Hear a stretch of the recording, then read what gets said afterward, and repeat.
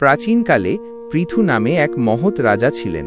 তিনি ছিলেন নিষ্ঠুর রাজা বেনের পুত্র। বেনের অত্যাচারে প্রজারা অতিষ্ঠ ছিল, কারণ সে ধর্ম ও ন্যায়ের পথে চলত না। ঋষি মুনি ও প্রজারা বেনকে হত্যা করে এবং রাজ্যকে বিশৃঙ্খলা থেকে বাঁচাতে একজন আদর্শ রাজার সন্ধান করতে থাকে। তখন ঋষিরা বেনের মৃতদেহ মন্থন করে পৃথুকে সৃষ্টি করেন, যিনি ছিলেন একজন আদর্শ, জ্ঞানী ও দয়ালু রাজা। পৃথু রাজা হয়ে দেশের দুঃখ কষ্ট দূর করার জন্য নানা ব্যবস্থা গ্রহণ করেন।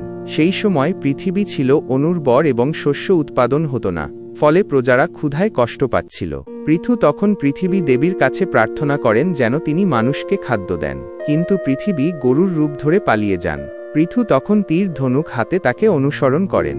পৃথিবী তখন ভয়ে তাকে প্রতিশ্রুতি দেন যে তিনি শস্য উৎপাদন করবেন, তবে পৃথুকে তাকে হাল চাষের মতো যত্ন করতে হবে। পৃথু সম্মত হন এবং হাল, বীজ ও সেচ ব্যবস্থার প্রচলন করেন। এর ফলে পৃথিবী আবার শস্য ফলাতে শুরু করে এবং মানুষ সুখে জীবনযাপন করতে থাকে। পৃথুর শাসন ছিল সুবিচারে পূর্ণ। তিনি প্রজাদের কাছ থেকে কর আদায় করতেন না, বরং নিজেই প্রজাদের কল্যাণে কাজ করতেন।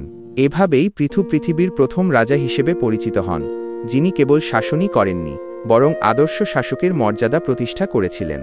অনেকে মনে করেন তার নাম থেকেই পৃথিবী শব্দটির উৎপত্তি হয়েছে।